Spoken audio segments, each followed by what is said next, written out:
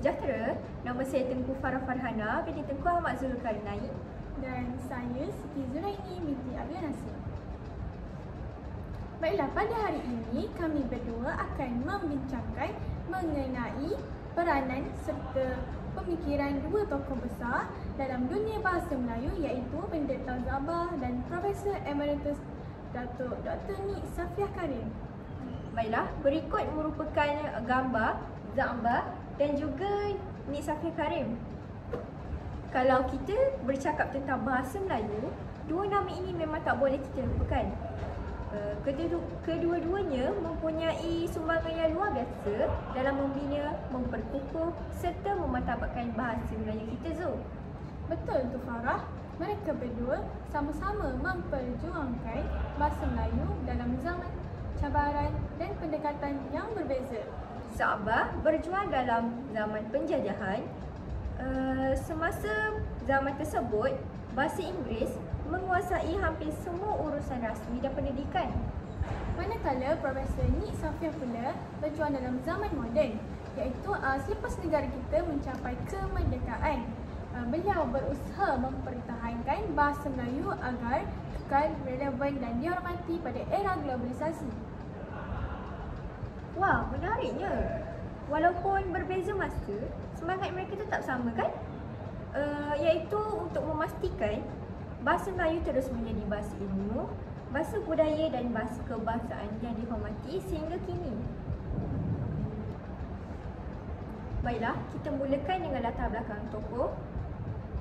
Yang pertama iaitu Pendeta Za'bah atau nama sebenarnya Zainal Abidin bin Ahmad. Beliau dilahirkan pada tahun 1895 di Batu Kikir Negeri Sembilan. Sejak kecil lagi, Za'bah dikenali sebagai seorang pelajar yang cerdas dan rajin membaca. Beliau mendapat pendidikan awal di Sekolah Melayu Batu Kikir sebelum melanjutkan pelajaran ke English College di Johor Bahru. Menariknya. Jadi, beliau bukan saja menguasai bahasa Melayu dengan baik, tapi juga fasih berbahasa Inggeris dan juga bahasa Arab. Jadi tak hairanlah beliau kemudiannya menjadi seorang guru, pensyarah dan juga penulis yang sangat berpengaruh. Sumbangan beliau juga dalam bidang bahasa Melayu sangat luas. Za'bah bukan sahaja menyusun sistem ejaan, tetapi juga beliau menulis buku-buku tata bahasa dan juga esei tentang kemajuan bangsa Melayu. Kalau kita tengok, beliau bukan sekadar ilmuwan tetapi juga menjadi seorang pemikir bangsa yang sentiasa mahu melihat orang Melayu maju dengan ilmu dan bahasa mereka sendiri, Zul. Manakala tokoh yang kedua pula iaitu Profesor Emeritus Datuk Dr. Nik Safiah Karim dilahirkan pada tahun 1939 di Kota Baru, Kelantan. Nik Safiah Karim merupakan seorang ahli bahasa terkemuka yang banyak menulis, mengkaji dan memperjuangkan isu-isu linguistik Melayu. Dan paling terkenal, beliau ialah penulis utama buku Tata Bahasa Dewan, iaitu yang menjadi rujukan penting bagi semua pelajar dan guru bahasa Melayu. Betul Farah, malah beliau juga pernah menjadi pensyarah di Universiti Malaya dan turut terlibat dalam pelbagai badan bahasa antarabangsa yang mempromosikan bahasa Melayu ke peringkat global. Baiklah, sekarang kita bincangkan tentang peranan dan sumbangan Pendeta Za'bah. Za'bah memainkan peranan utama dalam membentuk asas bahasa Melayu moden. Antara sumbangan pentingnya ialah penggubalan sistem ejaan Za'bah pada tahun 1933. Jadi, sebelum sistem itu diperkenalkan, ejaan bahasa Melayu tak seragam. Ada yang mengikut cara Arab, ada yang ikut bunyi bahasa Inggeris. Jadi, keadaan ini agak mengelirukan.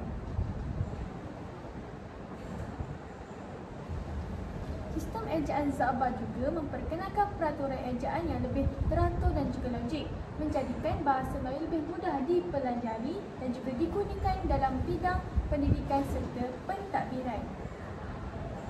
Selain itu, beliau menulis karya besar seperti Pelita Bahasa Melayu yang dianggap buku tata bahasa pertama yang tersusun dan juga ilmiah. Buku ini menjelaskan dengan jelas struktur dan hukum bahasa Melayu dari imbuhan, ayat hingga ke gaya bahasanya. Dan yang menariknya, cara beliau menulis bukan hanya untuk orang cendekiawan tetapi juga untuk masyarakat umum supaya semua orang boleh faham dan belajar bahasa sendiri dengan lebih baik dan juga betul. Za'abah juga percaya bahawa bahasa ialah lambang kemajuan bangsa. Kalau sesuatu bangsa tidak menghargai bahasanya, maka hilanglah maruah bangsa itu. Sebab itulah beliau sentiasa menekankan pentingnya pendidikan dalam bahasa Melayu. Beliau mahu orang Melayu berdikari, berfikir dan menulis dalam bahasa sendiri tanpa rasa rendah diri terhadap bahasa penjajah. Seterusnya, kalau kita beralih kepada Profesor Nik Safiah pula, beliau memainkan peranan besar dalam memperkukuhkan kedudukan bahasa Melayu dari sudut ilmiah dan juga akademik. Ya, betul. Beliau menjadi salah seorang penulis utama Tata Bahasa Dewan yang diterbitkan oleh Dewan Bahasa dan Pustaka ataupun dikenali sebagai DBP. Buku itu menjadi standard rujukan rasmi bahasa Melayu di sekolah, universiti dan jabatan kerajaan.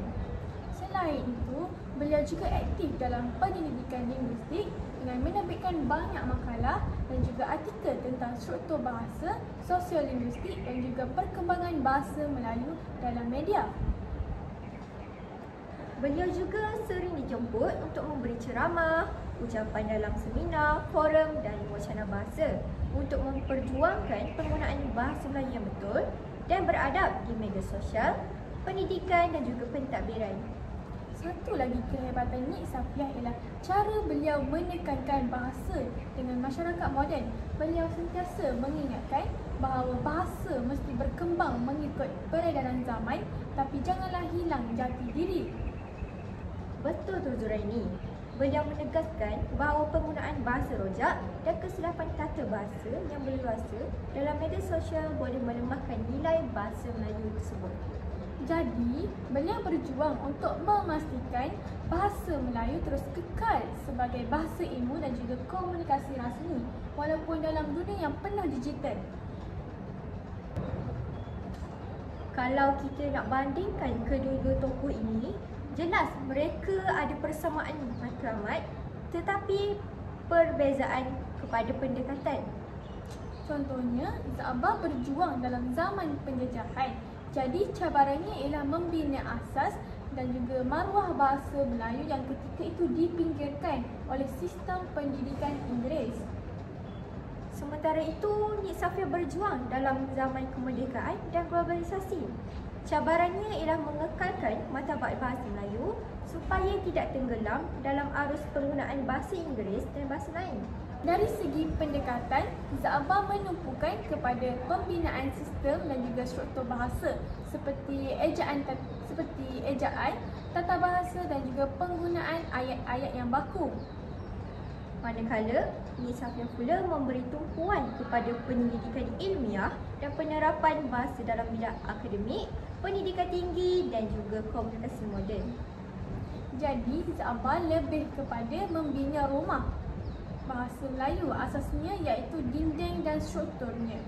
Manakala Nik Safiah pula menjaga supaya rumah itu kekal kukuh, cantik dan tidak runtuh di telan masa.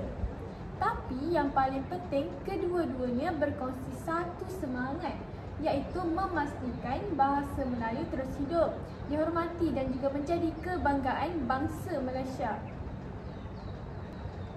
Kalau kita fikir semula, tanpa usul Za'abah, mungkin sistem ejaan dan tata bahasa Melayu tak akan jadi sejelas dan seindah yang kita guna pada hari ini, Zu. Betul tu Farah. Tanpa Profesor Nik Safiah juga, mungkin bahasa Melayu tidak diterima luas dalam bidang akademik dan profesional. Buku, kajian dan juga ucapan beliau banyak membuka mata masyarakat dalam kepentingan menjaga bahasa Melayu. Kedua-duanya telah meninggalkan warisan ilmiah sangat besar. Pelajar, guru, malah orang awam masih menggunakan hasil karya mereka sampai sekarang. Dan yang paling penting, mereka mengajar kita bahawa bahasa bukan sekadar alat untuk bercakap, tetapi ia juga adalah cerminan fikiran, budaya dan juga jati diri bangsa. Sebagai kesimpulan, jelas bahawa Pendeta Za'bah dan Profesor Nik Safiah Karim ialah dua tokoh besar yang berjuang tanpa jemu demi bahasa Melayu. Za'bah membina asasnya, manakala Nik Safiah pula memperkukuh dan memodernkan peranannya. Gabungan perjuangan mereka menjadikan bahasa Melayu terus berkembang sehingga hari ini. Kita sebagai generasi muda perlu menyambung perjuangan mereka dengan menggunakan bahasa Melayu ini dengan betul, beradab dan juga bangga dengan bahasa Melayu tersebut. Jadi kita perlulah jangan malu ketika bertutur dalam bahasa kita sendiri. Gunakanlah bahasa Melayu dalam urusan rasmi, media sosial, malah dalam karya dan juga kajian, sebab itu merupakan maruah bangsa kita. Bahasa mencerminkan siapa diri kita. Bila kita menjaga bahasa, sebenarnya kita menjaga identiti dan juga kehormatan bangsa kita. Sekian sahaja bual bicara kami berdua pada hari ini. Terima kasih kerana sudi mendengar. Semoga semangat cinta bahasa terus subur dalam diri kita semua. Jadi Zul, Bahasa Jiwa Bangsa.